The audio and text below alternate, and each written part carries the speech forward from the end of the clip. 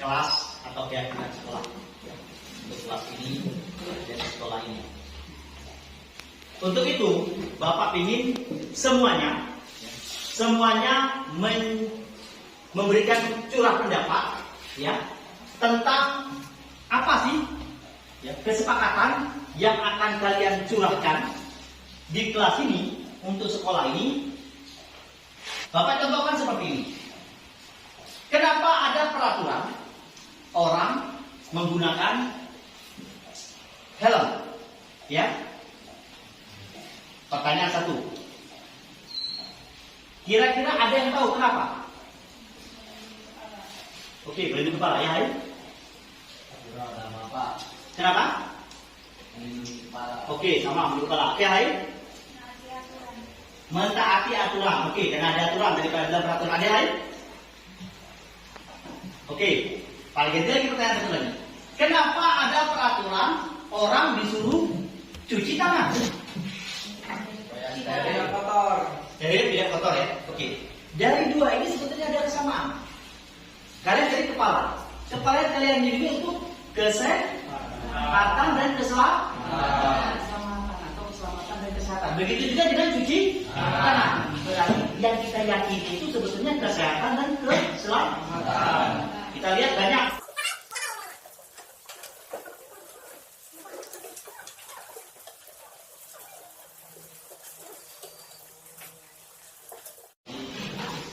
Lanjut dari isi.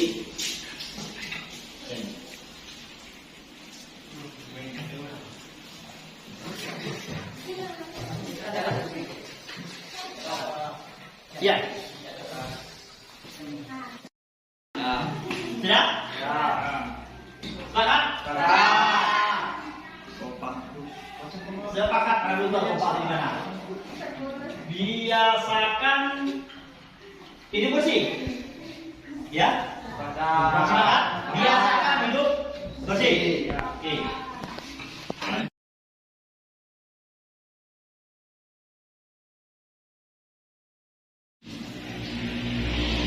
Nah, ke bintang.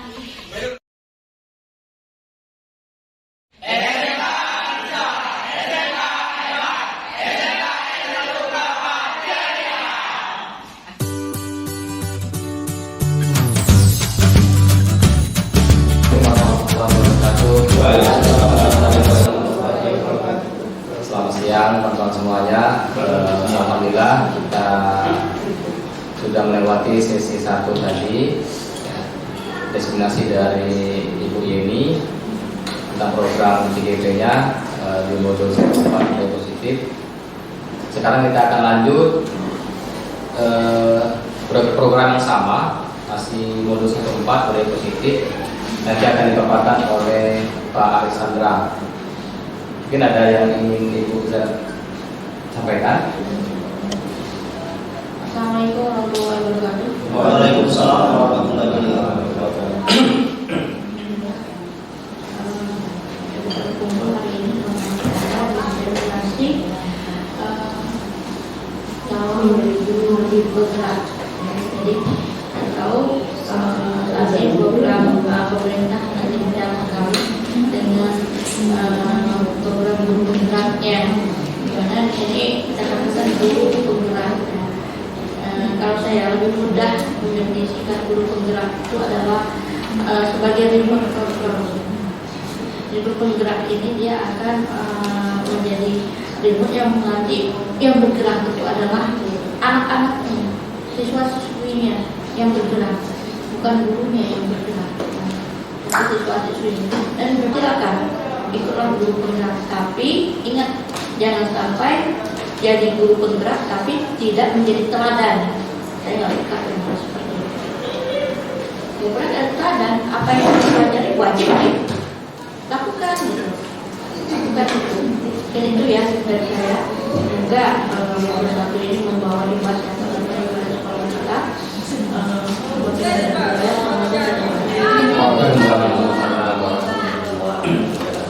Terima kasih kepada Ibu Dayati yang telah menyampaikan arahannya dalam kegiatan yang baik ini ya. Mungkin Pak Alek Langsung saja waktu dan tempatnya dipersilakan. Semoga apa yang disampaikan nanti kita sama-sama mendukung program ini. Dipersilakan Pak Alek, waktu dan tempatnya. Ya, demikian Bapak Ibu dari saya. Saya ini wassalamualaikum warahmatullahi wabarakatuh. Waalaikumsalam warahmatullahi wabarakatuh. Ya, Bella, terima kasih kesempatan ini kepada saya. Saya akan mencoba menyampaikan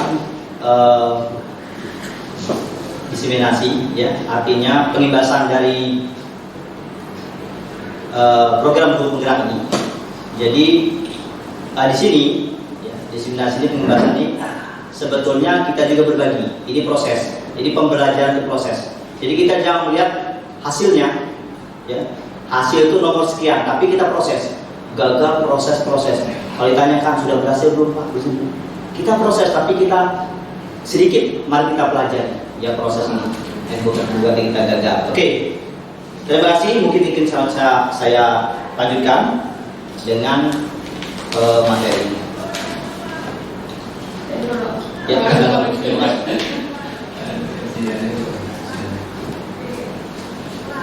sebelumnya saya buka dulu dengan Assalamualaikum warahmatullahi wabarakatuh. Waalaikumsalam warahmatullahi wabarakatuh. Terima kasih untuk para sekolah. Ya, biar jangan ngantuk. Saya menjelaskannya. Pada aksi nyata, ya, kita di Mengimbas ini masuk tugas kita adalah di sini aksi nyata tentang budaya positif. Yang modul kita di sini adalah modul budaya positif. Nah, dan judul ini, ya, tugas yang saya lakukan koneksi antar materi ada saya lakukan adalah menumbuhkan budaya positif melalui keyakinan kelas. Ya. Jadi budaya positif ini sebetulnya ini mau kita ciptakan di sekolah. Ya, budaya yang positif. Sebetulnya budaya yang positif ini kita dapat dari, ya, unsur utamanya adalah disiplin positif. Yang terjadi.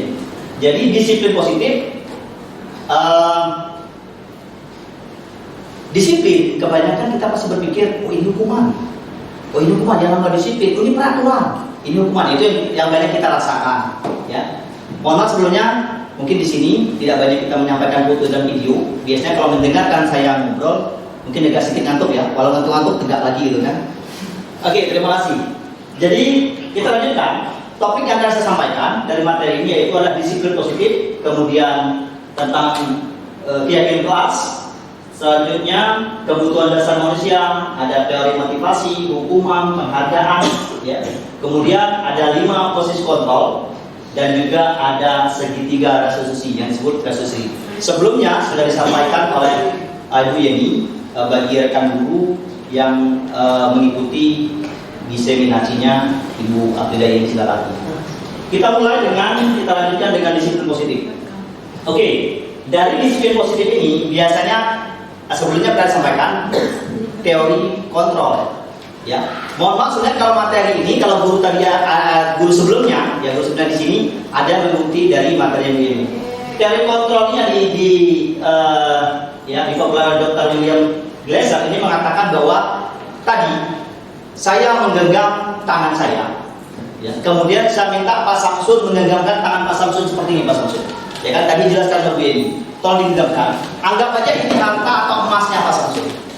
Ya. Kemudian saya minta tolong Pak Samsul bukakan tangan. Ini harta nih, ya, harta punya saya. Tiba-tiba saya minta Pak Samsul bukakan itu. Ya kan? Pak Samsul buka atau tidak? Pertanyaan buka apa tidak? Tidak. Oke, terima kasih. Sekarang kira-kira Jiza genggam tangannya. Dibuka apa tidak? Tidak. Bonur kira-kira dibuka atau tidak? Oke, sekarang genggaman saya. Ada yang mau saya mau dibuka atau tidak? Bisa saja saya buka. Ya, bisa saya buka. Jadi pertanyaannya bisa dibuka, bisa juga tidak dibuka. Ya, seperti itu. Tapi pada intinya yang membuka dan menutup itu bukan karena Pak Samsul, bukan karena Aziza, bukan kata Bunur, tetapi karena kata saya. Begitu juga kata Pak Samsul, saya tidak membuka. Kata Aziza bukan karena siapa-siapa, karena diri sendiri. Nah, di sini katakan teori kontrol, ya kan? Oke. Kemudian teori kontrol ini mengatakan orang lain hanya, ya, Anda tidak bisa mengontrol orang lain, dan Anda yang bisa mengontrol diri Anda. Ya, jadi kita yang bisa mengontrol kita, bukan orang lain. Ya. Oke, kemudian ini mulai dari kontrol, kata-kata disiplin. Ya. Nanti kita bahas bagaimana disiplin itu. Kita mengatakan disiplin, kalau kamu tidak disiplin, kita mengatakan pasti hukuman. Kemudian kita lanjutkan semua makna disiplin, yaitu belajar kontrol diri. Sebenarnya disiplin itulah kontrol diri. Ya, kontrol diri dengan menggali potensi kita agar tercapai tujuan yang mulia. Kita ingin tujuan apa? Yaitu sesuatu menjadi seseorang yang diinginkan berdasarkan nilai-nilai yang kita hargai. Oke, kemudian dari Capricorn yang juga, ya, ini menjelaskan semua perilaku, ya, dari Capricorn mengatakan semua perilaku memiliki tujuan, ya. Itu karena mengatakan bahwa semua orang punya motivasi. Tadi sebelumnya sudah dijelaskan bahwa semua orang pasti punya motivasi. Ya, kita mau pergi ke Pangkal Pinang karena ada motivasi. Saya mau ngapain? Gak mungkin saya keluyur-keluyuran itu gak tahu arah. Pasti punya tujuan. Nah, tujuan ini adalah motivasi. Oke, kemudian teori motivasi mengatakan ada 3 motivasi itu. Oke ya. Motivasi ada 3. Orang melakukan sesuatu itu ada 3 motivasi. Pertama, karena hukuman. Kedua, karena berdasarkan imbalan atau penghargaan. Yang kedua, yaitu ketiga, untuk menghargai diri sendiri. Contoh, ya, kalau siswa, ya kan, atau anak kita di rumah, ya kan, ini hukuman. Kalau misalnya apa itu namanya, dia membuat salah, kita beri hukuman. Dia takut datang terlambat karena dia akan diberi hukuman. Jadi otomatis motivasi dia berangkat lebih awal karena dia takut dihukum. Dia mengerjakan tugas, dia takut diberi hukum. Oke, yang kedua, untuk mendapatkan imbalan. Ya, kadang-kadang kita suruh anak begini ya, kita kasih dia nilai bagus. Ada anak kamu kerjakan ini ya, saya kasih uang. Ini adalah mendapatkan imbalan, penghargaan. Kita beri penghargaan dia. Oh, diberi ranking 1, 2, 3 itu oke. Ranking ini pada nanti lain ya. Tetapi ini bagian dari imbalan. Ya, ini sebenarnya motivasi eksternal dari luar, bukan dari dalam dirinya. Ya, nanti mengenai kalau kita mau diskusi ini salah atau tidak sih? Kalau mengatakan orang diberi hukuman, diberi penghargaan, kamu kalau seandainya ranking 1 diberi 100.000, ranking 2 3.000. Saya mengatakan salah apa tidak? Sebetulnya itu baru pembahasan. Tetapi di sini saya sampaikan ini acuan yang kita pelajari bahwa ini adalah motivasi eksternal. Nanti kita akan lanjutkan nanti di mana kelanjutannya. Ketiga, untuk menghargai diri sendiri, itulah motivasi kita. Ya, kita pergi ke Pangkal Pinang disuruh orang tua kita, disuruh teman kita, atau kita ada kebutuhan sendiri. Nah, di sini tanya, kalau untuk menghargai diri sendiri, karena kita ada tujuan kita. Ada serta berarti motivasi intrinsik dari diri kita sendiri.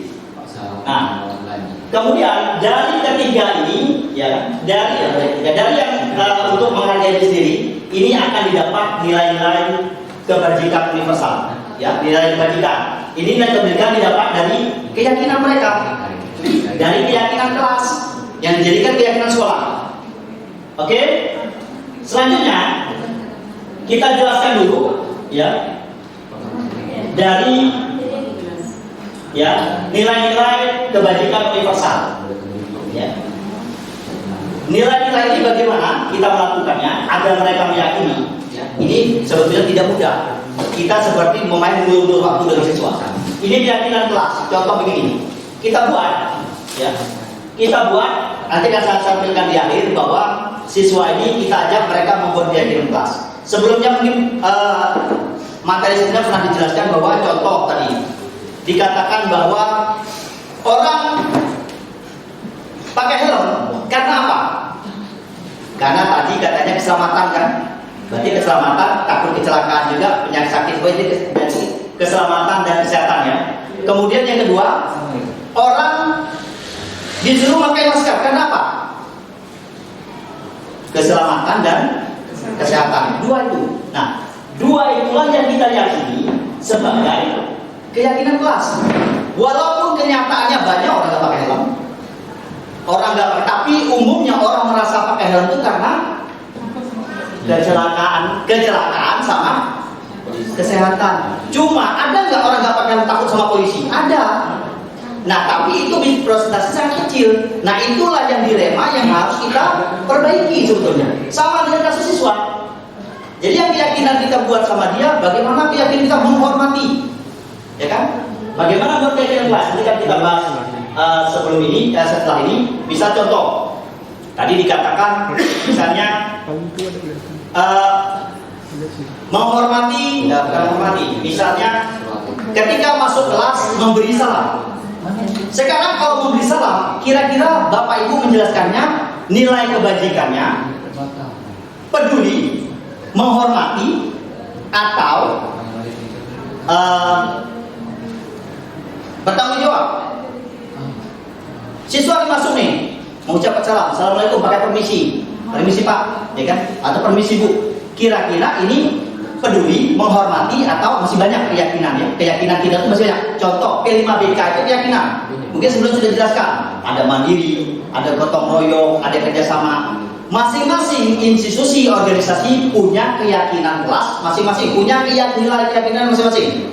Jadi, kok keyakinan kita kalau di P5 ada 5 ya, itu organisasi institusi kita karena apa itu namanya peraturan pendidikan kita, ya.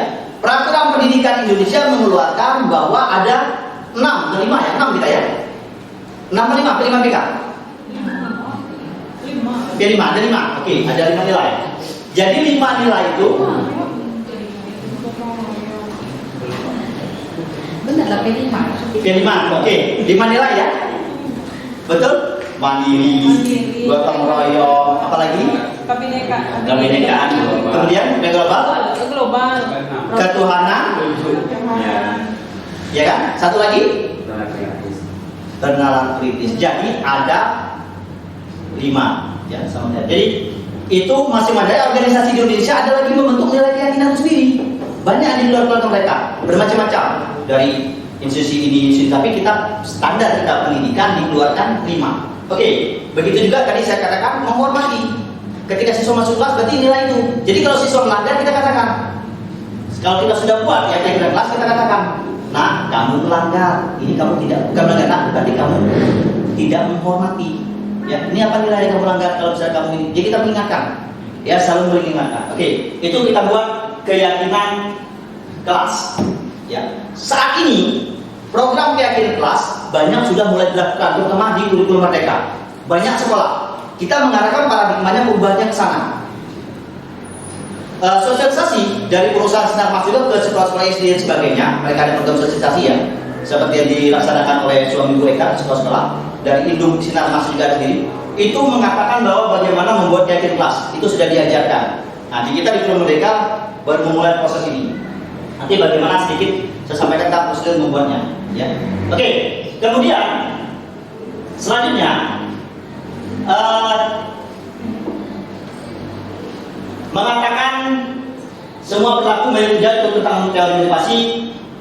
Menurut teori kontrol, model berpikir menang-menang. Kemudian kolaborasi dan konsensus menciptakan pilihan baru, ya, pilihan baru. Jadi sebetulnya disampaikan dari sini adalah selain membuat keyakinan kelas untuk menentukan ini ada pilihan 5 posisi kontrol. Kemudian juga ada tadi saya sampaikan, tadi kita sampaikan di sini adalah 5 posisi kontrol, segitiga sesi, kemudian keyakinan kelas, kebutuhan dasar. Di sini, ya, di sini siswa, ya, siswa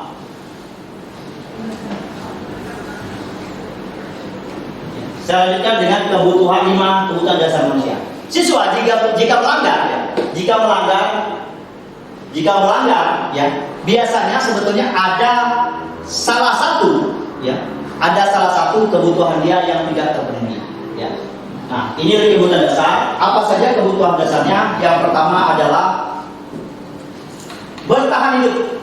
Ya, bertahan hidup. Kemudian kedua penguasaan. Kemudian kasih sayang dan rasa diterima, kesenangan, kemudian kebebasan. 5 posisi kontrol itu apa? Yang akan saya bahas: penghukum, pembuat rasa bersalah, kemudian teman, kemudian yang keempat pemantau, kelima manajer. Nah, penghukum, ya, dan kemudian teman pemantau ini lebih kepada dia sebagai motivasi intrinsik. Dia dari luar, ya, sebagai penghukum. Kemudian untuk manajer, ya, manajer ini lebih kepada motivasinya, motivasi intrinsik. Jadi dalam dirinya sendiri, ya. Itu yang posisi kontrol. Posisi kontrol sebenarnya dari teori kontrol itu mengatakan bahwa bagaimana sih kita sebagai guru bersikap. Ini yang terjadi, ya. Jadi sebetulnya dalam materi ini kita bagaimana kita berlaku sesuai teori kontrol, ya. Kita memahami dulu teori motivasi, kemudian kita memahami 5 posisi kontrol kita, sehingga kita bisa menempatkan diri kita. Kemudian yang selanjutnya, keempat, kebutuhan dasar manusia. Kita juga sebagai guru harus memahami kebutuhan mana dari siswa yang tidak terpenuhi. Itu yang harus kita tangani. Oke, bagaimana menangani itu semua? Nanti baru kita masuk, kalau siswa bermasalah, baru kita masuk ke restitusi. Restitusi inilah program yang terakhir dari kita menangani siswa yang bermasalah. Kalau keyakinan kelas memang kita buat. Siswa masalah nggak masalah, kita buat itu suatu aturan keyakinan. Tadi menghormati, menghargai, ya kan? Tadi sebelumnya dikatakan, ya kan? Bagaimana kalau seandainya membuatnya dengan bisa siswa agar bisa menghargai. Oke, selanjutnya kita lanjut. Jadi teori motivasi perilaku manusia. Ya.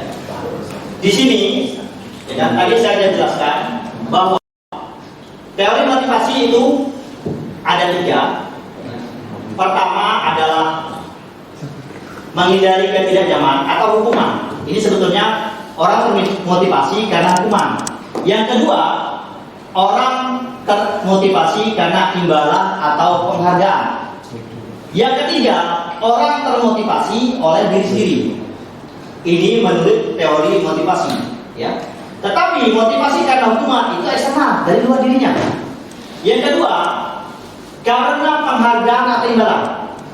Makanya anak-anak harus bisa kita mengkondisikannya, jangan sampai kita anak-anak, kita kasih hadiah, kita harus bisa menyesuaikannya. Ini motivasi eksternal. Selanjutnya yang ketiga, motivasi menghargai diri sendiri, yaitu motivasi internal. Ya, inilah menjadi tujuan disiplin positif. Kemudian, menurut Ki Hajar Dewantara, merdeka itu artinya tidak hanya terlepas dari perintah, ya, tidak terlepas dari perintah, akan tapi juga memerintah diri sendiri. Ya. Jadi kalau kita merdeka itu bukan hanya bisa memerintah orang lain, tapi bisa memerintahkan diri kita sendiri. Merdeka itu bukan berarti merdeka itu kita semuanya kita, karena ada kemerdekaan orang lain juga. Jadi kita menghargai kemerdekaan orang lain. Bukan berarti merdeka itu terbatas, tidak. Tapi di kemerdekaan kita terbebas itu dikatakan oleh Ki Hajar Dewantara. Bapak Ki Hajar Dewantara adalah tokoh pendidikan Indonesia. Jadi dia mengatakan ada kebebasan lain, ya. Nah, di sini perbedaan hukuman dan konsekuensi yang saya katakan dari teori motivasi tadi. Kita membuat suatu paradigma atau perubahan tadi adalah kita memahami antara perbedaan hukuman dan konsekuensi. Sebetulnya ada satu lagi yang akhirnya kita dapatkan tentang restitusi. Apa paradigma yang kita lakukan? Yang pertama adalah tadi saya katakan restitusi. Re itu kan berarti regulasi perbaikan, ya. Jadi pertama hukuman, kedua konsekuensi, ketiga restitusi. Ini yang kita lakukan, ya. Pertama, apa sih yang terjadi di hukuman, ya? Kalau kita berbicara disiplin pasti berhubungan dengan peraturan lah, tata tertib lah. Kita mengatakan itu pasti hukuman. Yang salah pasti disanksi, dihukum, itu yang terjadi, sanksi. Oke. Sesuatu yang menyakitkan harus terjadi. Itu terjadi di hukuman, karena ini adalah hukum, ya kan? Nggak ada yang hukum itu enak. Ya kan, siswa disuruh post up, siswa disuruh apa? Suruh nyuci WC sebagainya, ada. Oke.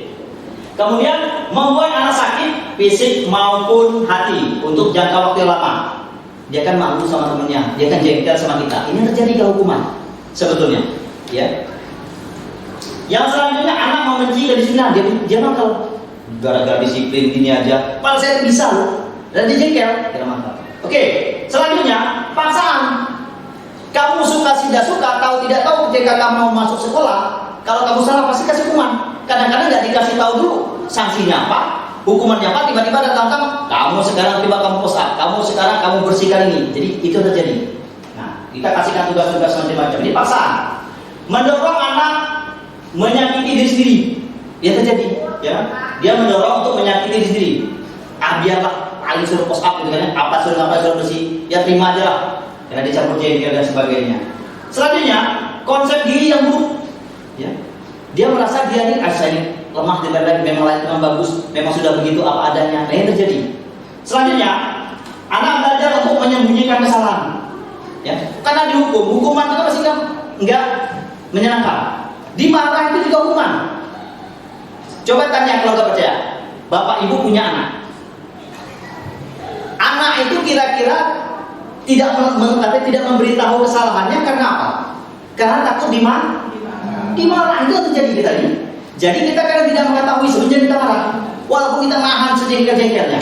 Sebetulnya dia menyembunyikan kesalahan karena dia takut dimarah. Itu yang terjadinya. Nah, pada anak. Kemudian, ya kan? Memang sebetulnya kita marah menyelesaikan masalah, enggak? Tapi kan kalau kita puas tadi, spontan dia terjadi pada diri kita. Marah, rasa bersalah, dipermalukan, merasa tak dihargai, itu yang terjadi pada siswa. Kita mangkal biar dia mau dan kali dia nggak ulangi. Kita hajar dia sama rasa bersalah, dipermalukan, tempat ramai, nggak ada mau berdamai termasuk diri kita. Kemudian merasa tidak dihargai. Padahal semua anak itu adalah sama, ya. Sama. Kita mengatakan kok berbeda-beda ya. Sebetulnya dia sama, dia pasti ingin berbuat sesuatu yang lebih baik. Pasti ada itu. Walaupun hasilnya berbeda. Oke, selanjutnya kalau konsekuensi, ini kan dikatakan sesuatu penyakit harus terjadi, dia sesuatu harus terjadi, konsekuen. Jadi kalau memang itu harus terjadi ya sudah, dia konsekuen. Apa konsekuensi dia? Ya, ini tahap yang kedua. Artinya sebetulnya kita melakukan pembelajaran dari siswa, mendidik siswa, ya, pembelajaran siswa, itu kita harus bisa memahami mereka, ya, jangan dikasih hukuman, ya, konsekuennya dia mau apa. Ini tahap yang kedua dari kesalahan. Kemudian membuat anak merasa tidak nyaman dalam jangka waktu pendek, ya. Kalau konsekuensi, kalau sebentar aja jangka pendek, ya kan? Ini membuat anak merasa tidak nyaman dalam jangka waktu pendek, ya kan? Ini jika konsekuensinya hari ini saja, ya kan? Dan jangka pendek. Tapi kalau panjang, ya kan? Mungkin sudah terbiasa, dia nggak di sini dikatakan tidak nyaman lagi, bisa lebih nyaman. Akhirnya kesalahan itu bisa berlanjut terus. Anak menghargai disiplin. Di sini di konsekuensi anak menghargai disiplin. Kenapa? Dia konsekuen. Konsekuen ini kesepakatan dulu. Sebetulnya dari kesepakatan kelas, ya kan? Ini kita katakan dia sepakat. Bagaimana kalau kamu misalnya tidak dapat nanti nilai segini, kalian bawa tugas ini ya. Misalnya kita contoh misalnya, bawa tugas bibit tanaman ini. Ini sebenarnya konsekuensi. Nah, bedanya konsekuensi sama hukuman. Kalau konsekuensi nanti dia hukuman itu dia tahu tidak tahu kita hukum. Tapi kalau konsekuensi kita kesepakatan dulu. Itu perbedaannya. Selanjutnya, mendorong anak agar mudah menyesuaikan diri. Ini konsekuensi. Jadi untuk menyesuaikan, kita sepakat dulu. Kemudian konsep diri yang baik, ya. Dia memahami diri tentang sebelumnya untuk berbuat salah. Anak belajar untuk memahami peraturan. Ini masih ada kena peraturan, ya. Anak belajar untuk mematuhi peraturan, kemudian kehilangan hak, dibuat tidak nyaman, diasingkan untuk sementara. Ya, ini tetap ada kekurangannya dari konsekuensi. Jadi kita melakukan paradigma perubahan positif ini selain dengan hukuman, konsekuensi, ya. Satu lagi baru kita lakukan dengan restitusi. Restitusi nanti di akhir kita jelaskan, ya, restitusi ini. Selanjutnya, ya. Oke. Ya. Ini, ya, di restitusi dikatakan bahwa restitusi merupakan pilihan. Jadi kalau kita melakukan restitusi, kalau di sini sesuatu harus terjadi, kalau restitusi tidak. Pada restitusi, ya, kita melakukan pilihan sama siswa. Yang menentukan siswa. Beda restitusi sama dengan konsekuensi. Ya. Jika di sini masih ada efeknya oleh pengganggu, menguatkan untuk murid anak dalam jangka waktu yang panjang. Jadi lebih kuat dia. Kenapa? Dari dalam dirinya masalahnya. Ya kan? Kesalahan itu. Jadi dia akan menguatkan dia. Korban mendapat ganti. Ya. Jadi korban mendapat ganti. Jadi kalau tiba-tiba ada yang bermasalah, ini dapat ganti konsekuensi dari dia tadi. Ya. Kemudian murid atau anak mendapatkan penguatan. Jadi ketika dia salah, mendapat penguatan. Tadi saya sampaikan. Oh, keselamatan, ya kan? Oh, ternyata penguatannya keyakinan tadi, menghormati. Nah, itu dia mendapat penguatan kalau kita lakukan restitusi. Masalah terpecahkan. Jadi bukan hanya menghukum aja, memberi konsekuensi bahwa ini tugas dia, tapi dia masalah terpecahkan agar dia memperbaikinya. Maksudnya itu dia perbaikinya. Kemudian murid belajar bertanggung jawab untuk perilakunya. Kenapa kita katakan murid bertanggung jawab? Karena murid kita tanyakan diskusi, jangan diulang lagi, kita buat keyakinan untuk meyakinkan dia nilai apa yang dia berbuat yang salah. Seperti itu. Kemudian fokus pada pemecahan masalah dalam jangka waktu yang panjang. Ya, pemecahan masalah dalam jangka waktu yang panjang. Karena apa? Karena ini prosesnya tidak sebentar. Ya kan? Prosesnya harus terus berulang. Karena dari satu kita mendidik anak bukan satu, banyak jumlahnya. Jadi sudah tamat ini ada lagi, nah begitu kita lakukan. Tapi anak juga begitu, tidak langsung selesai juga seperti itu kita memberi pendidikan sama mereka untuk melakukan restitusi. Apa yang kami yakinkan ya, peraturan adalah harus kamu. Jadi kalau peraturan itu pakai harus ya, kamu harus begini. Tapi kalau konsekuensi, apa peraturannya? Kalau anak salah ya, ayo kalau kamu salah sekarang apa peraturannya?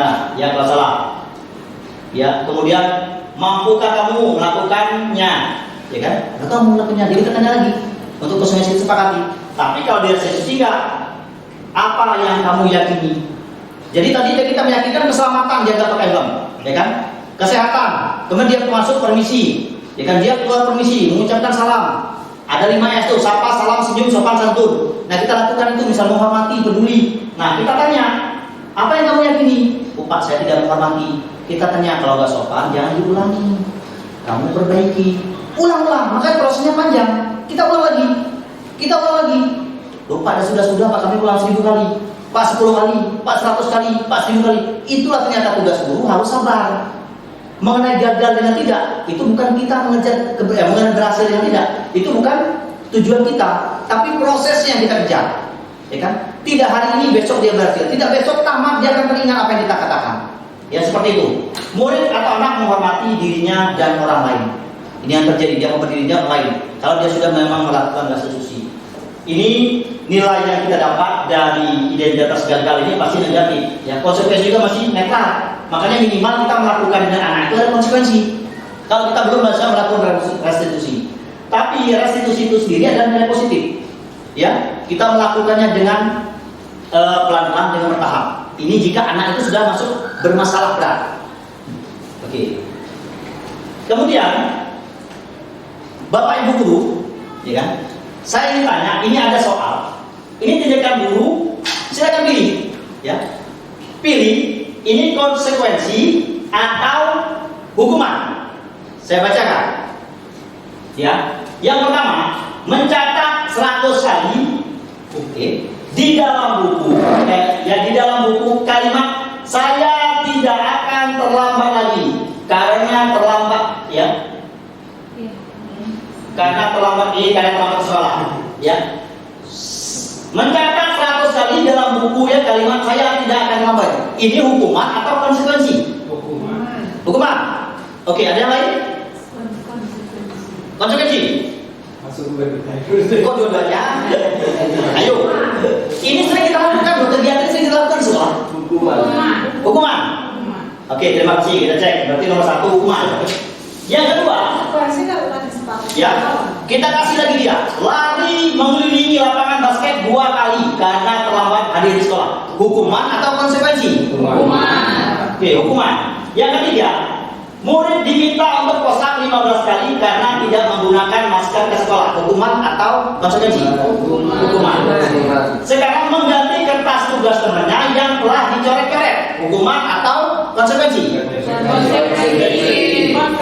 Oke, selanjutnya membersihkan tumpahan air di meja tulis, ya, karena tersenggol pada saat belajar. Konsekuensi. Oke. Selanjutnya, murid disuruh untuk mengenakan sepatu seharian di sekolah karena tidak mengenakan sepatu hitam. Konsekuensi atau hukuman? Hukuman. Ayo. Ini karena sudah kita lakukan. Hukuman. Hukuman, dapat Samsul. Yang lain? Oke. Hukuman ya. Pasal senja hukuman. Murid disuruh mengenakan sepatu sandal sekolah karena tidak mengenakan sepatu hitam. Konsekuensi. Hukuman. Oke, kita cek saja. Ada berarti setengah-setengah. Ada konsekuensi, ada hukuman. Yang berbeda ini di nomor 6 ya. Oke. Lari mengelilingi lapangan basket 2 kali karena terlambat 10 menit untuk pelajaran PJOK. Lari, ingat ada lari juga ya. Lari mengelilingi lapangan basket 2 kali karena terlambat 10 menit untuk pelajaran PJOK. Konsekuensi.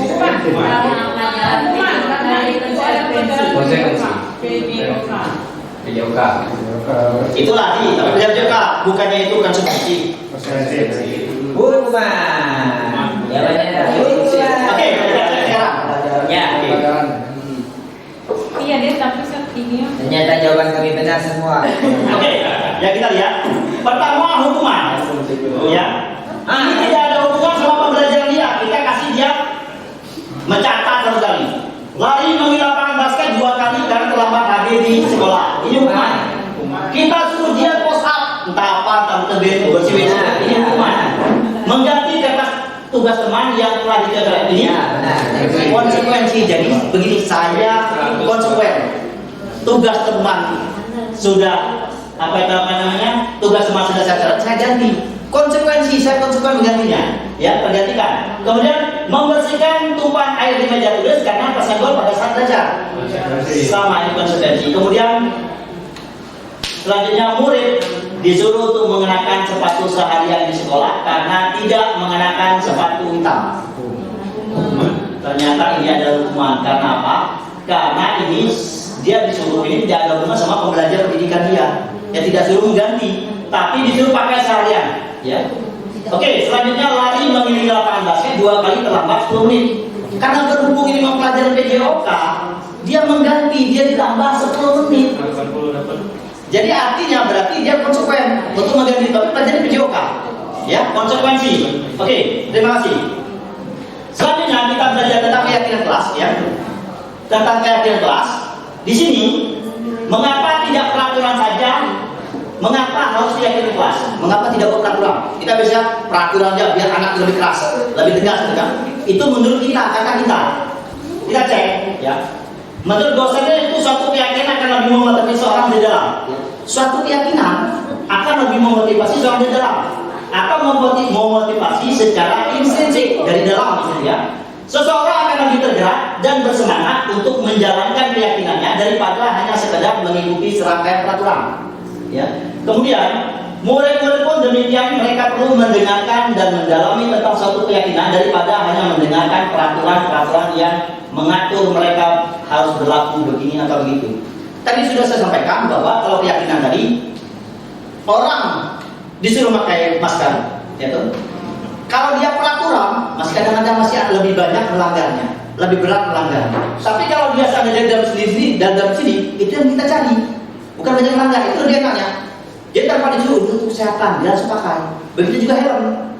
Oh helm, ini kecelakaan, ini untuk keselamatan. Oh ini untuk kesehatan. Jadi dia pakai helm. Walaupun ada yang melanggar karena takut sama polisi. Nah itu bagian yang harus kita lakukan restitusi. Ibarat seperti itu. Oke. Selanjutnya.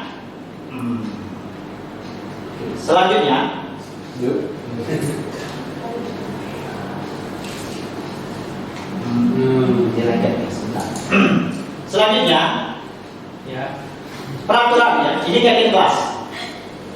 Untuk peraturan selalu kembalikan buku ketabannya. Ya. Oke. Peraturannya, ya, kalau kita berperaturan apa sih? Kita cantumkan seperti ini. Ini contoh peraturan sama keyakinan kelas itu berbeda. Tadi kenapa peraturan dan keyakinan? Contoh nih. Selalu kembalikan buku teman-temannya. buat kadang tempel kita ya di perpustakaan. Kembalikan sudah pakai di tempatnya, sejadahnya gitu. Oke. Kalau keyakinan kelas enggak, tanggung jawab. Jadi ketika anak-anak belajar, kalau kita peraturan kan, kamu melanggar jadi sudah ditulis dikembalikan tempatnya. Kalau di keyakinan kelas enggak, kita panggil. Nah, kira-kira keyakinan apa yang kamu langgar? Kayak gini tanggung jawab enggak? Itu yang kita ingatkan dia. Ya, tiba-tiba besok masih diulang, terus kita lakukan. Karena kita mengikuti proses. Oke, kemudian nah, nanti suatu saat proses yang kita lakukan yang menjadi nikmatnya bagi kita bersama. Oke, dilarang mengganggu orang lain. Sering kita lihat dilarang mengganggu orang lain. Tulisan kita tempel itu peraturan. Sebetulnya kita menyepakati sama siswa, kita sepakati dulu membuat keyakinan di kelas. Ya, itu menghormati orang lain. Kalau dia ada tiba-tiba asal aja lewat ditendang orang nanti kan buang sama nak tanya dipanggil. Kira-kira ini menghormati orang lain enggak? Nyelonong aja dia masuk di kelas. Nah, bapak tanya, seperti ini menghormati enggak? Kalau enggak, lain kali jangan diulangi. Ya kan? Kamu kan sudah bla bla bla bla dijelaskan. Oke. Kemudian hadir di sekolah 15 menit sebelum pembelajaran dimulai. Nah, kalau keyakinan kelas kita menghormati orang lain atau berkomitmen, ya kan? Menghormati orang lain berkomitmen. Tapi ini, ya, kalau ini ditulis di pojok-pojok tertentu. Ya, kalau keyakinan kelas kita sepakati sama mereka, kita buat juga, kita sudah sepakati, kita tempel. Oke, dilarang melakukan kekerasan. Ya, di sini keselamatan, menghormati orang lain. Dilarang menggunakan narkoba dan untuk kesehatan ini. Kita buat kesehatan. Bergantian atau menunggu giliran, menghormati orang lain, bersabar. Gunakan masker, kesehatan, keselamatan. Jangan berlari di kelas atau koridor, keselamatan, keamanan. Kalau peraturan itu yang buatnya sekolah atau guru, suka tidak suka. Tapi kalau keyakinan kita sepakati di mereka. Proses membuatnya bukan langsung jadi keyakinan seperti ini. Curah pendapat bersama, ya kan? Curah pendapat bersama. Tadi misalnya dia buat, misalnya tentang apa nih? Misalnya kesehatan, tentang kesehatan tadi. Jangan membuang sampah di sembarangan tempat. Nah, nanti kita simpulkan. Ini loh keyakinan kelasnya tentang kesehatan, kalau kebersihan begini, ya kan, kebersihan dan kesehatan. Oke, seperti itu. Ya kan, atau di sini kesehatan dan keselamatan juga bisa ya tentang sampah. Selanjutnya, nah,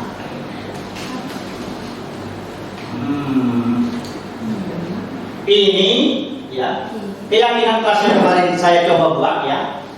Bukan berarti saya melakukan diseminasi ini berhasil, ya sudah sempurna, baik atau bagus enggak? Ini berusaha, kita sama-sama proses, kita menjalankan ini, kita berusaha. Inilah yang diharapkan dari kurikulum merdeka sebenarnya, ya seperti ini. Oke, ini pertama kita curah pendapat seperti ini. Ya, saya memakai satu kertas berwarna saja, tidak harus kertas berwarna ya. Misalnya kita cuma 2 kertas ini tanpa kertas label berwarna tidak apa-apa. Mereka masing-masing mencantumkan apa yang mereka tulis. Oh, misalnya contoh memakai seragam sekolah, kita buat. Nah, nanti kita curah pendapat, kita susun kelompok-kelompokan nilai ini ke dalam sini. Inilah jadi keyakinannya. Misalnya keluar kelas izin dengan guru, misalnya begitu ya. Berarti kita buat, berarti kita menghormati. Ya kita cantumkan sini, menghormati guru dan orang lain atau dengan teman. Kita cantumkan sini. Nah, keyakinan ini nanti kita tempel di sekolah. Kita ingatkan ketika jangan melakukan pelanggaran atau dimaksud kesalahan. Nah, ini seperti ini ya. Tapi jangan dikasih hukuman, karena hukuman adalah efek negatif. Tidak kita lakukan. Nah, kemudian yang saya lakukan, ya ini kemudian saya baca, saya kelompokkan mana yang menghormati, menghargai, mana peduli, saya kelompokkan di sini. Oke, selanjutnya, ya. Ini prosesnya, kelompokkan, kemudian ini pencatatnya, keyakinan kelas ya. Ini kelas ATP 12 adanya, kenapa? Iya, ATP-nya kayak gini. Oke.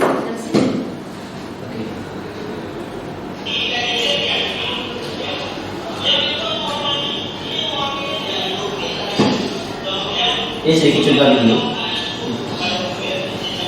biar mengurangi nyambung sedikit gitu kan. Oke, mungkin saya nyambung juga, mungkin gak jelas suaranya kurang keras. Kita lanjutkan, ya. Kemudian kita membahas masalah dalam teori kontrol, ya. tentang budaya manusia adalah kebutuhan dasar manusia. Sebelumnya pernah kita dengar ya, dan disampaikan ya, bahwa kebutuhan dasar manusia itu siapapun pasti 5. Ya, yang pertama adalah bertahan hidup. Tapi bertahan hidup ini mewakili semuanya sebetulnya. Yang bertahan hidup itu kebutuhan dasar manusia. Kemudian adalah kasih sayang dan rasa diterima. Satu lagi penguasaan, kemudian kebebasan, kesenangan. Oke, ini adalah kebutuhan dasar manusia. Siswa, ya kadang-kadang kurang perhatian dari orang tuanya di rumah, dia buat masalah, caper di sekolah. Nah itu terjadi. Berarti kita bisa memahami kebutuhan mana dia yang tidak terpenuhi. Nah itulah yang harus kita olah, ya kita kontrol, kita kelola. Kemudian penguasaan ini berarti kekuasaan. Dia pengen nge-game, dia pengen jadi bos di sekolah, pengen diatur. Kenapa? Karena dia kurang rasa di rumah, dia merasa kekuasaan dia tidak terpenuhi. Kemudian kebebasan, ya kan? Dia asal dia ngusir orang sana sini, kan? Kenapa? Karena dia dirasa kurang bebas di rumah. Kita tanyakan, ya kan? Nah, ini sebetulnya panjang sekali kalau kita mau mereka contoh-contoh soal di sini nggak dijawab, ini waktu tidak cukup, akan sangat sangat hati-hati sekali kita melihat dari kebutuhan dasar manusia terpenuhi. Kesenangan, ya, kesenangan dia loncat lari ke sana apa sini, jadi dia tidak fokus untuk belajar. Kita lihat kebutuhan mana dia yang tidak terpenuhi, berarti dengan kesenangan. Ini yang kita perhatikan. Kalau bertahan hidup rata-rata ini semuanya sudah terpenuhi, sudah bisa tarik napas, sudah bisa hidup, alhamdulillah. Jadi 5 sudah mewakili semuanya. Oke, selanjutnya dari budaya positif ini adalah 5 posisi kontrol. Ya, 5 posisi kontrol yang kita pelajari di sini apa sebetulnya? Kita memahami kita sebagai guru, posisi kita ada di mana, ya kan? Pertama, ya kan? Sebagai penghukum, ya. Kemudian pembuat orang merasa bersalah atau membuat rasa bersalah. Kemudian sebagai teman, sebagai pemantau, atau sebagai manajer. Ya kan? Nah, kalau berdasarkan teori motivasi tadi, ya kan ini saling berkaitan semuanya. Bahwa kalau seandainya penghukum atau pembuat orang merasa bersalah itu sebetulnya identitasnya gagal, artinya kontrol dari luar. Ini motivasi dari luar. Dia menghukum, pembuat orang merasa bersalah. Kenapa? Siswa itu bukan dari dalam dirinya. Motivasi siswa untuk berubah itu kan dari luar. Itu berarti motivasi kontrol dari luar. Ya, ini sebetulnya gagal. Penghukum sama pembuat orang merasa bersalah. Ya kan? Tadi sudah dijelaskan. Sebetulnya ini kalau pembuat orang rasa bersalah, ya, itu sudah dijelaskan sebelumnya oleh pemateri Bu Yeni, ya, lebih kuatnya di sini. Ya. Kemudian untuk motivasi selanjutnya adalah identitas berasal untuk saya itu pada teman dan pemantau. Ya. Kemudian selanjutnya menghargai diri sendiri itu adalah posisi manajer. Di mana posisi kita kita lihat. Ini guru berbuat. Ya.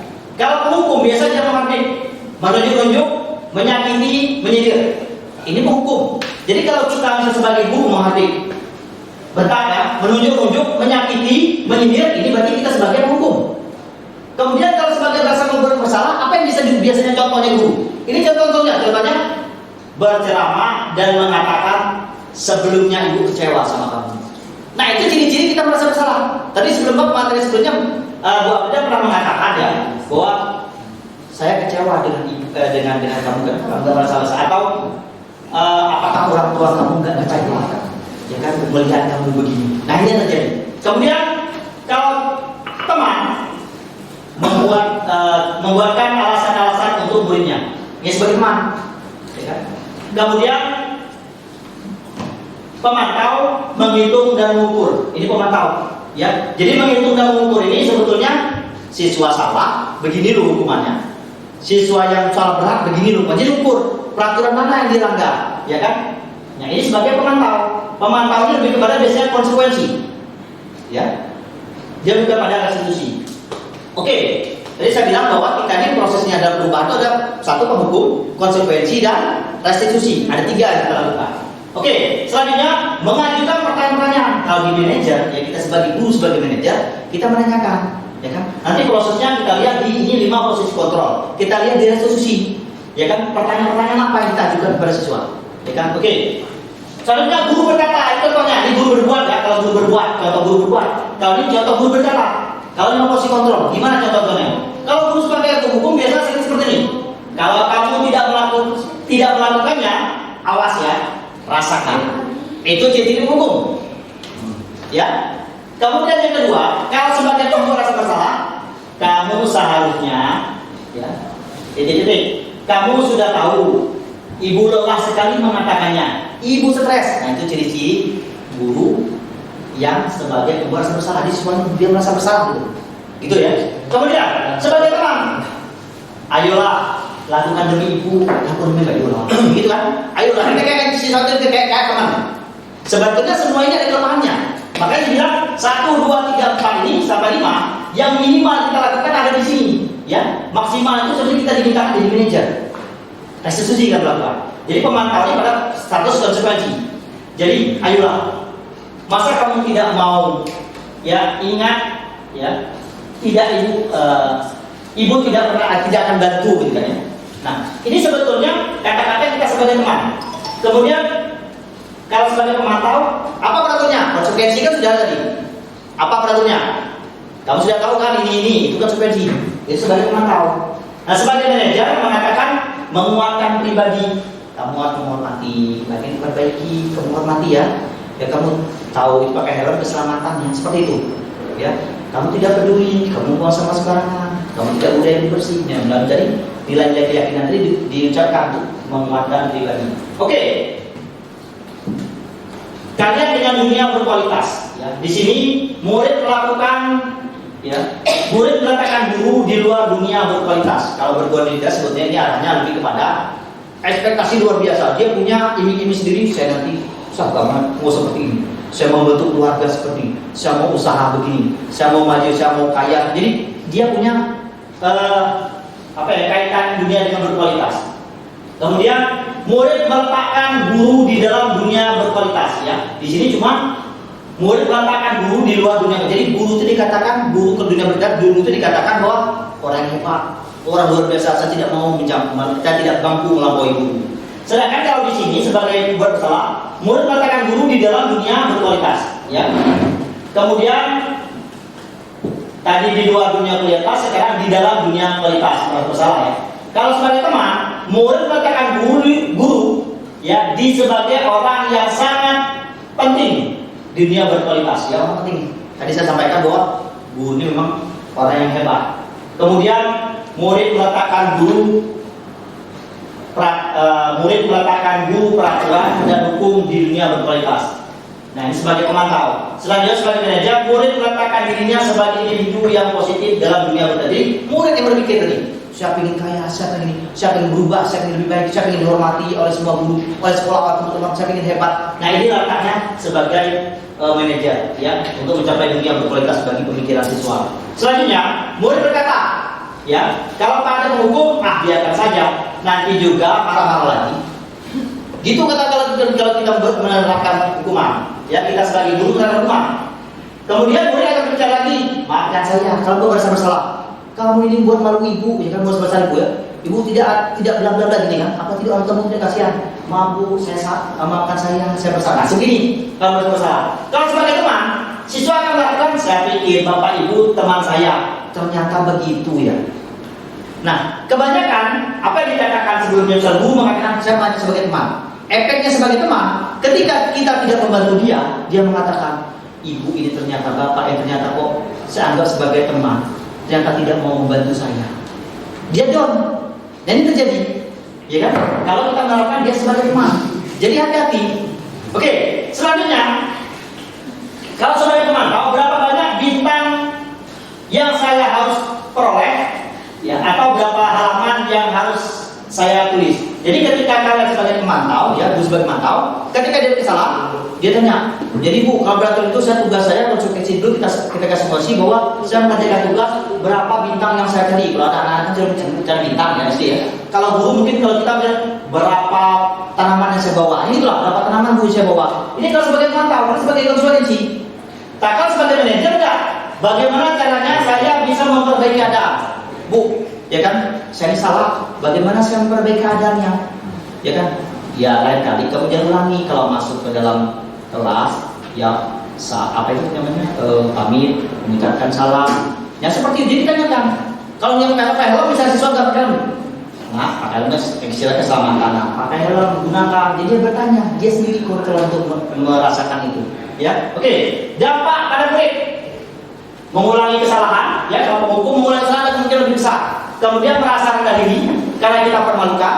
Kemudian lemah, tidak mandiri, ada bergantung ya. Kemudian sebagai pemantau, ya menitik beratkan pada sanksi atau hadiah untuk dirinya. Jadi kalau bukan sanksi, hadiah ditunggu dia kalau sebagai pemantau. Sebagai manajer, mengevaluasi diri. Jadi siswa mengevaluasi diri, bagaimana cara memperbaiki diri. Oke. Selanjutnya, yang terakhir, ya kan? Kita melakukan sebagai guru yang diharapkan dari guru-guru mereka adalah melakukan restitusi. Apa itu restitusi? Restitusi adalah proses menciptakan kondisi bagi murid untuk memperbaiki kesalahan mereka sehingga mereka bisa kembali pada kelompok mereka. Ya kan? Karena biasanya apa pada kelompok mereka? Karena mereka malu. Karena kalau mereka salah, kita kasih hukuman dan sebagainya, dia sebenarnya masa lalu. Udah enak, Bu. Ya kan? Kita kalau salah, ya, suatu contoh, maaf. Ya, kita kesalahan sengaja nggak sengaja. Dulu, saya ingat sampai sekarang, pas lagi mau tahiyat akhir, sholat maghrib, saya kan untuk pus gitu, cari bunyinya. Bapak-bapak tertawa semua. Saya malu bukan main, udah ada marah. Berapa ada 2 minggu saya tidak pergi ke masjid karena malu. Ya begitulah. Ada pada kelompok mereka, mereka tidak merasa malu. Apa yang kita salah-salahkan? Saya ingat betul. Dia lagi tahiyat akhir, ya kan bapak-bapak di samping sudah menghantar kan duduk kaki saya sini, kenapa duduk? Dia sakit. Sambil tentu, jadi spontan keluar lagi, nyari bunyi dia tertawa bapak-bapak sambil tertawa. Mengenai sahabat saya nggak tahu, tapi yang penting intinya itu adalah ya kan merasa bersalah. Sebenarnya mau dilakukan restitusi biar tidak kecuali di ini kan disemangati, ya biar semangat pada kembali kepada kelompoknya dengan karakter yang lebih kuat. Akhirnya saya nggak malu, besok saya datang lagi ke masjid. Ya kan kalau pada jam-jam dikit kan nanti hilang. Ini enggak, 2 minggu saya nggak datang, ya kan ke masjid. Saya malu kenapa? Dibully teman-teman semua. Bau iya. Itu yang terjadi. Jadi orang takut. Ketawa imam sampai. Enggak tahu mana tertawa pakai bapak-bapak orang semua gitu. Oke. Restitusi juga merupakan proses kolaboratif yang telah berhasil ini. Jadi guru dengan teman-temannya untuk meningkatkan dia menjadi lebih baik, ya. Yang mengajarkan dia untuk mencari solusi untuk masalah mereka. Jadi kita sama solusinya bagaimana? Bu, saya ini bangun siang. Pak, saya ini bangun siang. Bagaimana caranya? Begini-begini nak. Jadi mencari solusinya kerjasama kita bantu. Begini lah. Bisa contoh apa yang dilakukan Lanur Hamid. Siswa itu diantar jemput sama dia. Memang luar biasa. Angkat jempol 10 siapa jempol ada 4 gitu. Jadi intinya bahwa restitusi kita lakukan untuk perbaikan ya dalam proses seperti ini, membantu murid berpikir tentang orang seperti apa yang mereka inginkan. Jadi kita menjadikan mereka seperti orang apa dan bagaimana mereka harus memperlakukan orang lain. Selanjutnya ciri-ciri restitusi bukan untuk menebus kesalahan. Ingat tadi seperti konsekuensi sama menebus bukan, namun untuk belajar dari kesalahan. Jadi jangan kita marah-marah kamu ganti kamu tanaman ini tidak, tapi dia lebih kepada menebus. Dia bukan menebus tapi untuk belajar kesalahan. Kamu jangan ulangi lagi besok ya. Mohon ucapan salam lah kalau ada gurunya, pamitlah guru-gurunya, ya kan? Oke, memperbaiki hubungan, ya kan? Dengan guru dengan temannya kan kita harus perbaiki. Tawaran bukan paksa, ini terjadi ya. Tawaran paksa, kemudian restitusi menuntut untuk melihat ke dalam diri. Dan lebih kepada memperbaiki diri dia, jadi motivasi diri, intrinsik yang saya katakan. Restitusi mencari kebutuhan dasar yang mendasari tindakan, ya, mencari kebutuhan dasar dia, ya kan? Jadi restitusi ini kebutuhan apa yang dia tercukupi? Ini akan kita pahami di sini, ya sebagai guru. Restitusi sendiri adalah cara yang paling baik. Ini cara yang paling baik saat ini, ya. Sudah saya katakan kalau tidak bisa melakukan restitusi minimal konsekuensi kita lakukan, tapi bukan hukuman. Fokus pada karakter bukan tindakan. Jadi kita mendidik dia bukan tindakan kita untuk menghukumnya, menjadikan dia jerak, kan suruh posok, suruh buka baju, kan suruh cuci, tapi lebih kepada karakter dia. Kita tekankan dia. Fokus pada solusi, kita mencari solusinya bersama dia. Gimana caranya? Kayak Nur Hamid tahan dia nganterin motor jemput pulang pergi, luar biasa. apa namanya? Abdul Qadir. Iya, Abdul Hamid. Nur Hamid. Maaf. Sudah keluar. Oke. Resolusi mengembalikan murid yang berbuat salah pada kelompoknya. Tadi yang saya sampaikan, kembali ke kelompoknya ya. Jadi mengembalikan dia pada posisi yang seperti semula. Jadi tidak berubah, tidak merasa bersalah. Selanjutnya, bagaimana melakukan restitusi? Restitusi itu ada 3. Yang pertama, validasi, ya, validasi kebutuhan. Kemudian menanyakan keyakinan, kemudian menstabilkan identitas. Semua ini dapat dilakukan pada siswa tergantung kekuatan siswanya. Bisa langsung dari validasi, bisa menanyakan keyakinan, bisa menstabilkan identitas. Biasanya sebetulnya kita harusnya lakukan restitusi mulai dari menstabilkan identitas. Ya, kenapa? Anak biasa berasa bersalah, ya kan? Kita biasanya dia menstabilkan, kita tenangkan dulu. Makin salah, gitu kan? Kita tenangkan dulu, kesalahan kamu di mana? Kamu datang terlambat kenapa? Jangan panik. Apalagi biasa sebelumnya kita sering melakukan hukuman. Nah, kita stabilkan dulu tenang. Atau dia kembali terlambat, sepatunya berbeda lagi, kita tenangkan dulu. Oke, kita tenangkan dulu, baru kita lakukan dia meyakinkan, berikan keyakinan. Ya kan? Kita memvalidasi kebutuhan dia, ya kan? Nah, kita beri dia, ya kan? Kemudian kita beri dia, kita validasi apa kesalahanmu, ya kan? Kita yakinkan dia kesalahan begini. Sudah kita tahu kesalahan dia, jadi dia mengerti. Nah, bagaimana dia memperbaiki kesalahan dia tadi? Baru kita lanjutkan dengan menanyakan keyakinan apa yang kamu langgar. Mari kita perbaiki. Pak, tadi saya masuk menolong, enggak menghormati. Baru kita ajak, yuk lain kali kita menghormati. Kita perbaiki. Itu di situ tujuannya melakukan restitusi ini.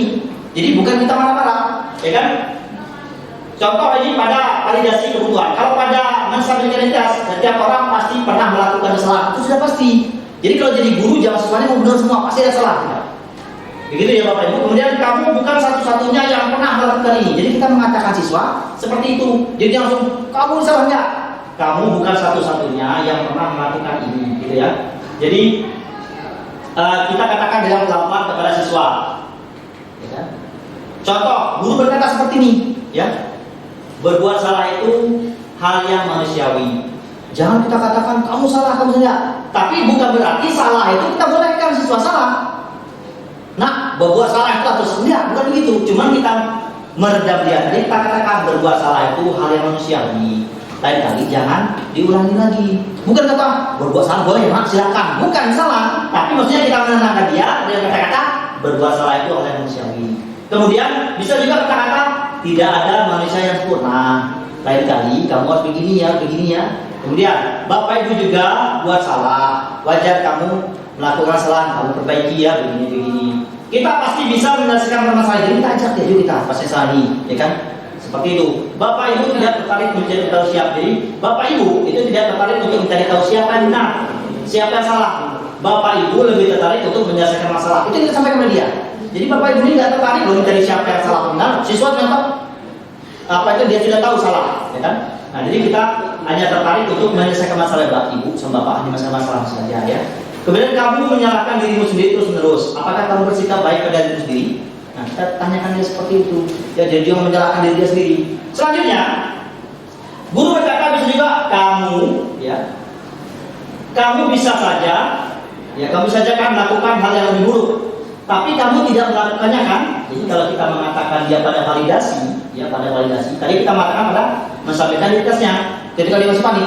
Nah, tapi kalau ketika kita sudah melakukan validasi itu benar dia salah. Kamu bisa saja melakukan hal yang buruk, tapi kamu tidak melakukannya kan? Artinya dia sudah salah. Tapi kita katakan ada lagi yang salah. Tujuan kita memvalidasi dia. Nah, kemudian kamu pasti punya alasan mengapa kamu melakukannya. Jadi kita salah, jadi kita salahkan, kita validasi dia. Jadi kamu pasti punya alasan kenapa kamu melakukan salah. Misal dia bangun siang, kamu pasti punya alasan mengapa kamu bangun siang. Nah itu kita bilang sama dia. Apa yang penting bagi kamu? Ya, apa yang penting bagi kamu? Ya, kamu salah apa yang pentingnya? Kamu boleh tetap berusaha menjaga sikap itu, tapi tambahkan sikap yang lain yang baru. Boleh dia lakukan kesalahan itu, tapi kamu perbaiki yang lebih baru, gitu kan? Maka kamu belajar yang lain untuk mendapatkan yang kamu butuhkan tanpa harus memukul, ya kan? Yang bisa hobi memukul-mukul gitu kan, menyalahkan. Apakah kamu bisa melakukan dengan lebih baik besok lagi? Ya, jadi dia tidak salah. Kita katakan, Apakah kamu bisa melakukan lebih baik besok lagi? Tetap tidak dia salah. Itu memvalidasi kesalahan dia. Ya, kita menguatkan validasi. Ya. Kemudian terakhir dalam restitusi yang 3 tadi, kemudian tadi itu menstabilkan, kemudian kita memvalidasi dia, dan terakhir baru kita lakukan dia menanyakan keyakinan. Itu tahap restitusi ya. Bisa jadi bolak-balik, tergantung bagaimana pola siswa dan kekuatan siswanya. Kalau dia langsung bisa, oh ternyata siswa ini bisa kita masuk langsung meyakinkan, langsung aja meyakinkan. Kita katakan sama dia, ya biasa siswa bagus nih, dia buat kesalahan. Ya kan siswa memang memang karakternya menjadi bagus, tapi dia kadang-kadang dia ada buat kesalahan. Kita katakan, langsung aja nih masuk pada tahap akhir dari restitusi. Kita katakan, apa nilai yang kita percaya di kelas sekolah kita? Kita tanyakan dia tadi misalnya, tiba-tiba hari dia datang terlambat. Apa nilai yang kita percaya di sekolah ini? Apa itu di kelas atau sekolah ini? Pertama, dia mengatakan menghargai orang lain, dia tidak datang terlambat. Dia sudah tahu, langsung aja kita masuk. Misalnya contoh lain, nilainya untuk perkara apa yang telah kita sepakati? Tadi nilai-nilai dari kesepakatan kelas tadi kita tanyakan kepada dia. Kemudian, iya Pak, saya tidak menghormati. Iya Pak, saya bawa sampah sembarangan. Tidak menghargai, tidak peduli. Ya, itu baru kita ingatkan masukan. Ya, kita solusinya. Kelas yang ideal itu seperti apa sih? Ditanya sama dia. Bahasa-bahasa itu. Kemudian kamu ingin jadi anak seperti apa? Ya kan? Kalau bangunnya tiba-tiba hari ini terlambat itu. Apa yang kamu rasakan ketika kamu melakukan itu? Kamu menjadi anak seperti apa? Nah, inilah keyakinan-keyakinan yang harus kita pahami sebagai guru. Ini kalau saya baca satu persatu pada slide, Bapak Ibu guru akan susah membandingkannya mana menstabilkan, mana validasi, mana menanyakan. Tapi kalau kita jadikan bertiga akan terlihat ini perbedaannya. Ini adalah validasi, menstabilkan, sama menanyakan. Oke, Bapak dan Ibu, itu yang bisa saya sampaikan. Terima kasih. Ada yang ingin ditanyakan, saya persilakan. Silakan Desi. Ya. Warahmatullahi wabarakatuh. Waalaikumsalam. Saya ingin menanyakan Pak, Bapak kan tadi menjelaskan mungkin ada beberapa kontrol ya. Apa itu yang kontrol tadi? 5 kontrol. Nah, Ya. 5 itu kontrol tadi. Kira-kira yang bisa untuk diterapkan di SMK kita ini termasuk mengatasi anak-anak kita ya, gitu kan? Kira-kira yang mana Pak yang cocok gitu? 5 posisi kontrol ini, karena dari kebanyakan kita sendiri, bukan kebanyakan kita, tapi dari anak-anak kita sendiri, kita itu sudah mencoba misalnya untuk teman atau pemantauan, tapi tahu sendiri Pak, untuk apa namanya anak kita sendiri itu beda ya, harus ada penanganan khusus gitu. Kira-kira dari Bapak sendiri 5 posisi kontrol ini mana yang cocok yang diterapkan di kita? Mungkin itu saja. Terima kasih. Oke. Terima kasih ya Ibu Desi. Jadi 5 posisi kontrolnya sebetulnya ya rata-rata pernah kita lakukan sebagai guru dan orang tua. Pernahkah kita menghukum siswa dan anak kita? Pernah. Pernahkah kita membuat anak kita atau siswa merasa bersalah? Pernah nggak? Pernah. Ibu kecewa sama kamu. Kamu masa nggak kasihan sama orang tua di rumah? Sudah sakit, sudah tua, sudah cari kerja pertama. Kemudian sebagai teman pernah nggak? Yula gitu. Karena kita dekat. Sering ya? Yang paling di kita adalah ini. Satu lagi, ya, yang paling pemantau. Yang belum pernah atau jarang kita lakukan, makanya saya katakan bahwa mari kita belajar bersama-sama. Bukan saya memberitahu ini, saya berarti tidak. Karena apa? Mendidik adalah proses. Jadi kita ikut terus, gagal, kita mencoba terus. Jadi ini adalah sebagai posisi manajer. Yang paling tepat inilah kita melakukan di restitusi, kontrol ini sebagai manajer kita. Kalau di sini sebagai pemantau kita badan konsekuensi. Jadi kita ada konsekuensi mahasiswa, kita perjanjian. Kalau kamu nanti nilai 2 KKM, kamu bawa tanaman ini ya. Kalau kamu sebagai nggak sampai gini, nanti tugasnya mencatat ya 10 lembar. Kalau anak SD itu bisa mencari bintang. Mencari bintang apa saya nggak tahu ada bintang gitu. Oke, sebagai teman sih kita lakukan, apalagi menghukum. Jadi sekolah kita bukan masalah tepat tidak tepat, mari kita perbaiki semakin meningkat. Yang paling benar kita lakukan posisi dari konsekuensi sebagai pemantau. Jadi kita konsekuensi semua. Kalau konsekuensi ya. Ini masih bisa kita buat keyakinan kelas, ya. Sebenarnya manajer ini lebih kepada keyakinan kelas, tapi cara melakukannya, pemantau ini bisa kita buatkan keyakinan kelas untuk meyakinkan mereka sepakat seperti yang dijelaskan tadi. Kita membuatnya menghormati, menghargai, bagaimana cara untuk seperti itu ya, peduli. Curah pendapat, mereka tuh mencurahkan sendiri, nanti kita kelompokkan mana yang menghormati, mana menghargai, baru kita uraikan. Seperti itu, ya. Jadi posisi mana mahasiswa kita? Saya rasa kalau saat ini kita perbaikilah minimal itu pada posisi pemantau, ya. Kita buat kesepakatan curah pendapat semuanya di kelas. Kita tempel ini hasilnya. Kalian melanggar ini, kalau ingat kan? Tahu pelanggarannya, jadi sebagai pemantau kita lihat. Ya, seharusnya itu sudah bisa naik kita sebagai melakukan sebagai manajer institusi, terutama yang kepada yang membuat kesalahan. Ya. Kalau keyakinan kelasnya bisa dibuat seluruhnya, salah nggak salah kesepakatan curah pendapat ya, kita buatkan pendapat. Nah begitu juga kadang-kadang dalam pelatihan, kalau kita pelatihan sebenarnya kita buat kesepakatan kelas dulu. Ya, tidak HP dimatikan, kita terus. Bisa juga caranya kita tulis tempelkan di kertas seperti ini ya, mereka kasih spidol. Siapa mau curah pendapat? 1, 2, 3, 4. Kalau sudah ada, nggak usah lagi gitu lah. Oh sama ini, curah pendapat kan. Nanti mereka curah pendapat, nanti baru kita lakukan lagi. Mereka mencurahkan ini sudah sama. Misalnya dilarang keluar WC sebelum 1 jam. Gue kesempatan dari mereka macam-macam mereka ada yang buatnya dilarang memakai sepatu. Dilarang pakai sendal ya. Nah tetapi nanti suruh siswanya berubah, jangan pakai kata dilarang. Misalnya jangan menginjak apa itu namanya rumput. Ya kata-kata dirubah misalnya. Jangan kata jangan atau dilarang, kata-kata berjalanlah di koridor gitu loh. Nah jadi seperti itu belajar di Selasa gitu. Jadi kata-kata dirubah misalnya jangan menggunakan misalnya seragam, jangan membuang sampah sembarangan, jangan seperti itu. Gunakan kata buanglah sampah pada tempatnya. Nah kata-kata yang positif, ya jangan pakai kata-kata yang negatif, jangan dilarang, jangan. Jadi kita bisa menyusun. Nanti keyakinan jadi apa? Jadi peduli. Itu masuk peduli, masuk menghargai, itu masuk apa? Nanti kita kelompokkan. Oke, seperti itu please ya. Ya ada lagi? Cukup? Oke, kalau cukup. Sampai di sini materi yang saya sampaikan. Terima kasih Bapak Ibu guru yang bersedia dan masih stay di ruangan ini ya, dalam diseminasi yang saya sampaikan tentang pengibasan kepada guru. Mari sama-sama kita belajar ya, memperbaiki untuk diri kita ya, dan belajar kepada siswa dan kepada anak-anak kita di rumah ya. Kita perlu ingat bahwa mendidik bukan hanya di sekolah, di rumah, dan juga di masyarakat agar lebih baik. Cukup sekian yang saya sampaikan, ya kan? Assalamualaikum warahmatullahi wabarakatuh. Selanjutnya saya serahkan kepada pembawa MC yang acara. Masuk saja. Baik, kita beri tepuk tangan yang meriah untuk.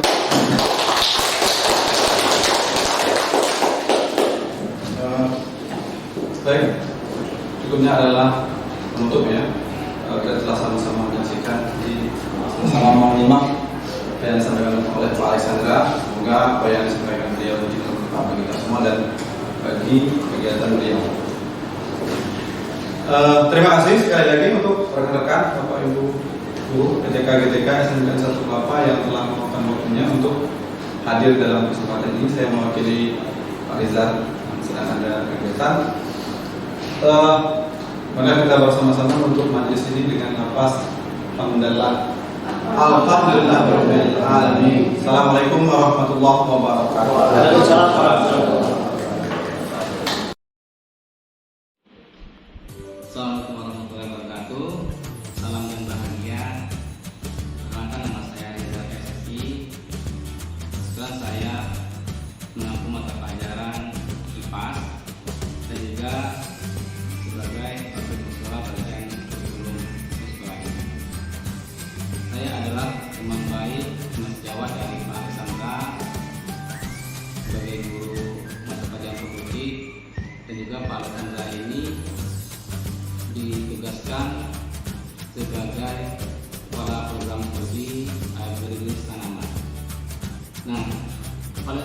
ini adalah salah satu calon guru penggerak angkatan 7. Dari diseminasi program budaya fisik yang disampaikan oleh Pak Alexandra di hadapan rekan guru, kami sangat tertarik dan sangat membuka mindset kami bahwa budaya positif itu dimulai dari hal-hal yang sangat mendasar, hal-hal kecil, seperti contohnya di kelas yang disampaikan oleh Pak Alexandra. Mulailah dari kelas membuat keyakinan kelas, seperti yang disampaikan oleh mereka. Dan semoga program yang akan disampaikan ini dan diimbaskan kepada peserta didik, kemudian kepada warga sekolah, kedepannya akan bermanfaat, akan menjadikan sekolah menjadi sekolah yang menyenangkan, sekolah yang berpihak pada murid.